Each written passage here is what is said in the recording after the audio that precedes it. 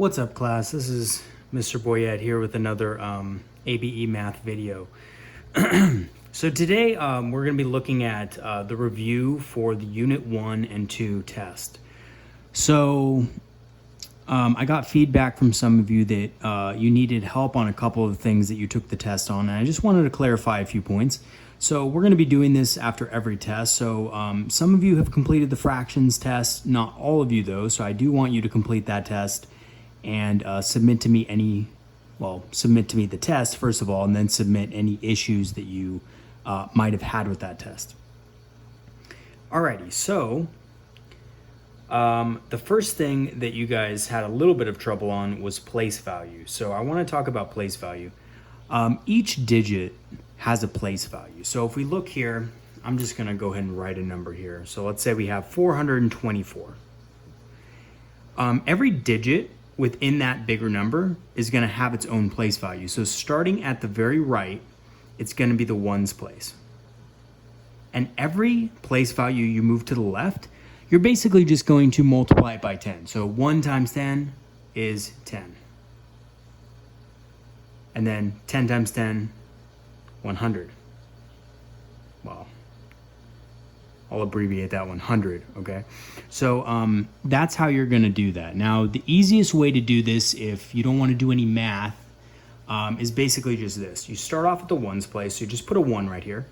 And then every number you go to the left, just add an additional 0. So on the first one you go to the left, you're just gonna add 1 0.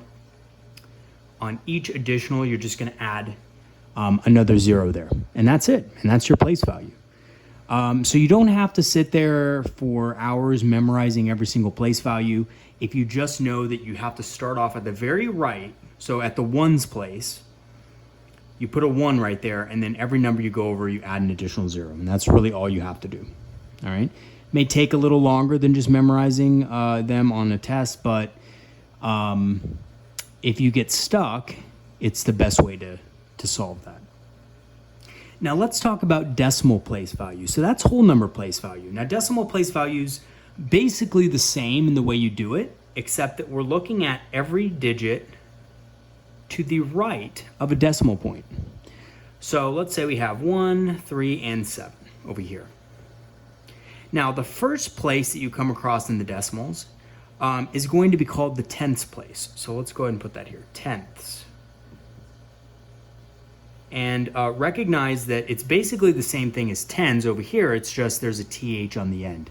So for every decimal place value, there's going to be that TH. Now, in the way that whole numbers worked, this is gonna work the same way. We're gonna move once over, right? 10 has 1 0, and every place value we move over from the first one is gonna be an additional 0. So this is going to be 100 or hundredths.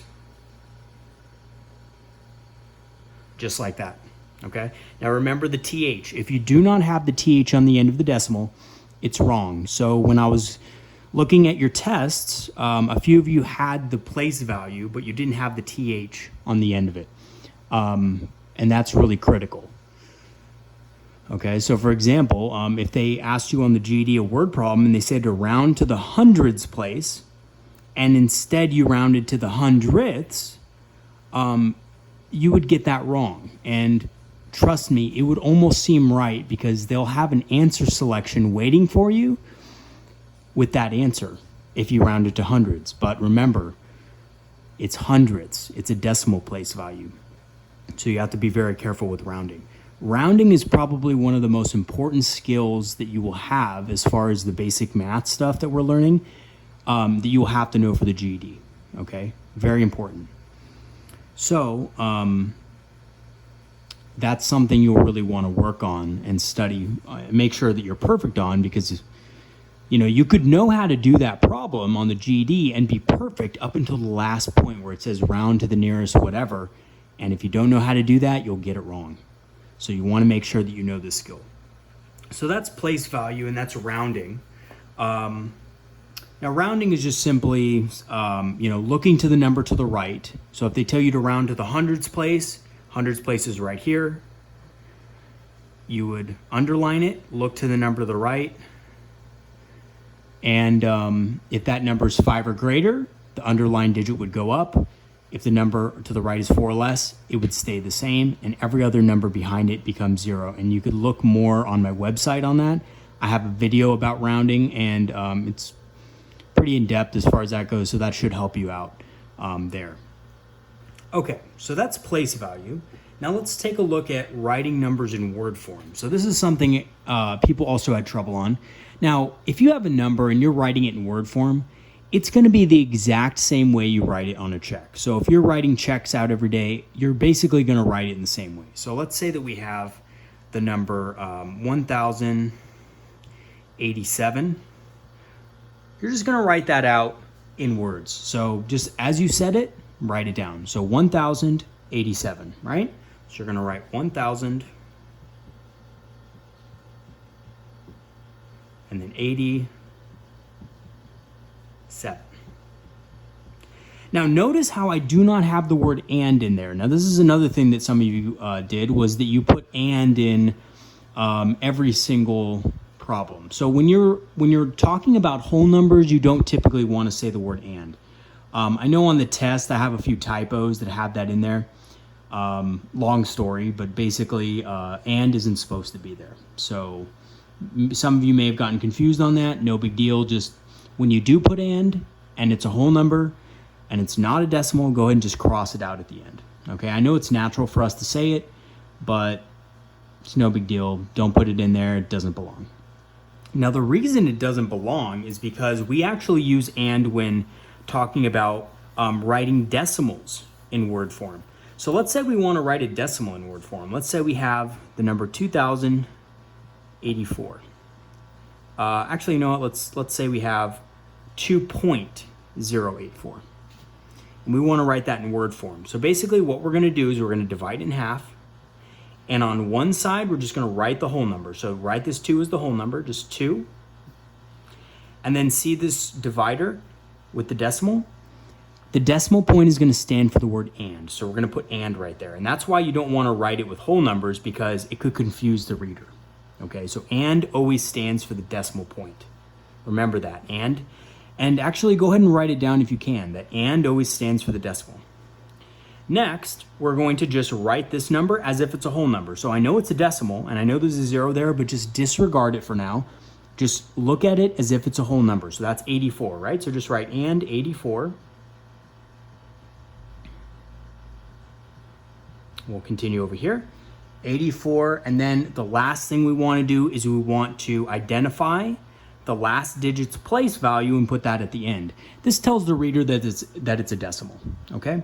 So that 4 is in the tenths, hundredths, thousands place. So we're going to put thousands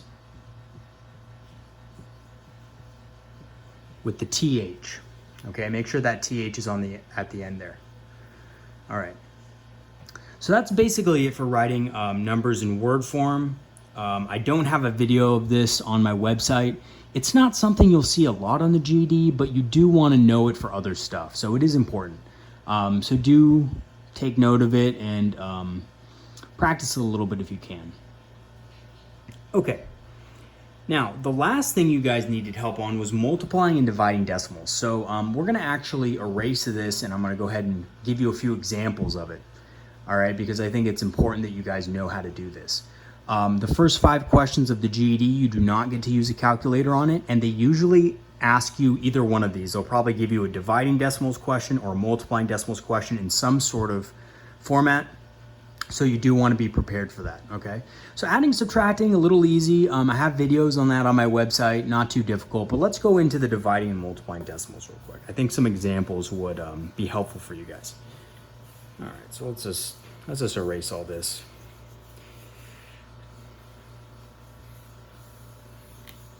I have to say I miss using the smartboard for sure, but gotta do what you gotta do.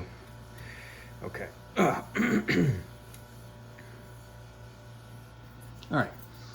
So we're gonna start off with multiplying decimals. We're gonna start off with something a little easy, but basically all multiplying problems are going to be worked in the same way, regardless of how big the number is.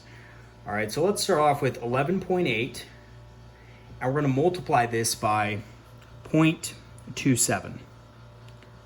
All right, now the key difference with multiplying decimals versus like adding or subtracting decimals is that we are not going to line them up by the decimal point. We're just going to line them up like by the numbers. So pretend the decimal doesn't exist. So on top we have 11.8,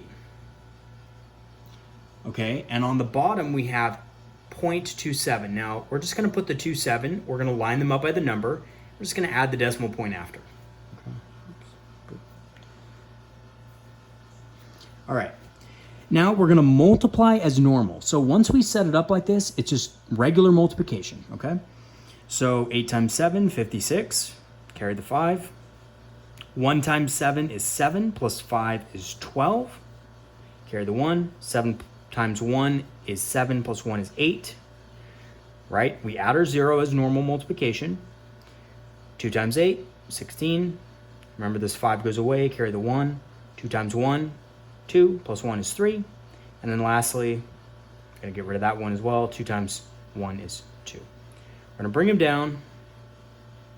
Hopefully you guys can see that. Yes, you can. So that is, we get 3,186. But this is not our answer, okay? Because we're working with decimals, the last step is really the only difference here. We're going to count the number of decimal places we move over in the problem. So that's 1, 2, 3 places total, right? So we're going to count the number of times the decimal moves in our problem, and we're going to move it over that many times in our answer. So it was 3, right? So we're going to just move it 1, 2, 3, and we're going to place our decimal there. So our answer is going to end up being 3.186. And that's it.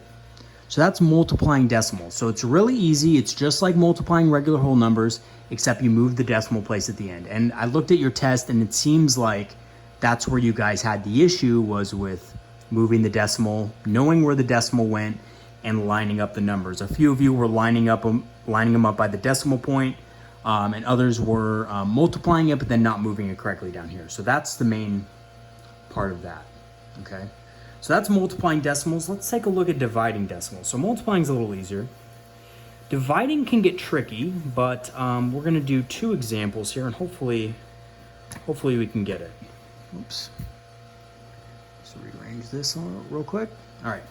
So let's do 2 problems. Let's first do a problem kind of like this. So let's say we have 0.568 divided by 0.6. Okay. All right, so to divide, we have to first put it in the division box, right? So we're going to have, boom, 0.6 on the outside, 0.568 on the inside. Okay, we notice this decimal point on the outside, right? So that's the first thing we have to do, is we have to make the outside number a whole number. So to do that, all we have to do is move it over once. Okay, now, depending on where the decimal is, you might have to move it several times, but you're going to move it as many times as it takes to get that whole number. In this case, it's only once. And whatever we do on the outside, we also have to do on the inside. It's kind of like the law of equivalent exchange, okay? Whatever you do to one thing, you also have to do to the other. So we're going to move this once. And we're going to get 6 divided into 5.68, and then just bring up our decimal. Now, from here on, we basically divide as normal. So we're going to go, 6 goes into 56. How many times? Right, 9 times, which is 54. Subtract, bring down the 2. Okay, bring down the next number. 6 goes into 28, 4 times, which is 24. I don't know how much longer we have of sight here, but it's basically going to be 4. Now this is going to keep going forever. So we're just going to do this last part. We're going to add a 0 on the end here to continue the problem. We're going to get 40 down there. And 6 goes into 40 6 times, which is 36, and it's just going to repeat. So we're going to leave it like this, and we're done. So our answer is 0.946. Now, if the GED asked you to round it to the nearest hundredths place, you would just go to the hundredths place, look to the right. It's a 6, so it goes up, so you would just round it to 0.95. And that's all there is to it. So let's do one more problem together, and then if you watch this video and you're still having trouble with dividing decimals, let me know, and I'll kind of make a video that has a lot more examples in it, okay? So let's go ahead and erase this, and let's do another problem.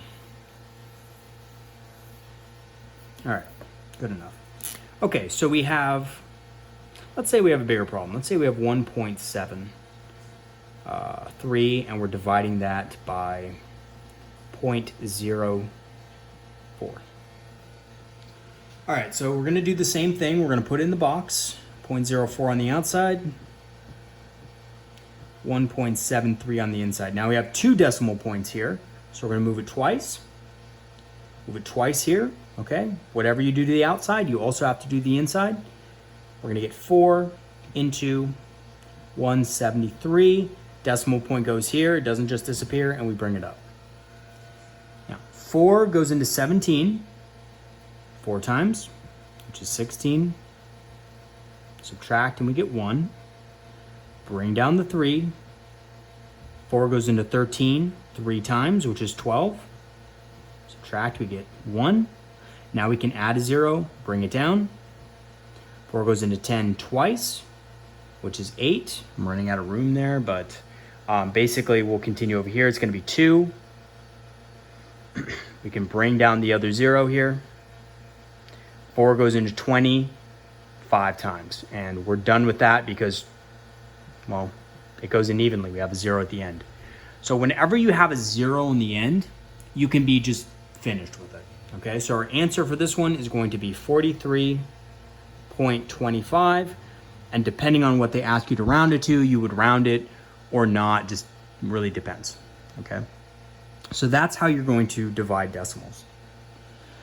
All right, so I hope that was helpful for you guys. Again, I've noticed a couple of you guys still haven't done the test, so make sure that you guys complete Unit 1, 2, and 3 by the end of this week. It won't take long. Just time yourself for, a couple of hours. Give yourself a couple of hours. Shouldn't take you that much time, but give yourself that time anyway. And submit those results to me. So those of you who have already submitted results for Unit 1 and Unit 2, you'll know how to do it. If you haven't, please do so. Remember, you guys can still pass my class in order to be in the GED class come fall, and you really don't want to lose and miss out on that time, okay?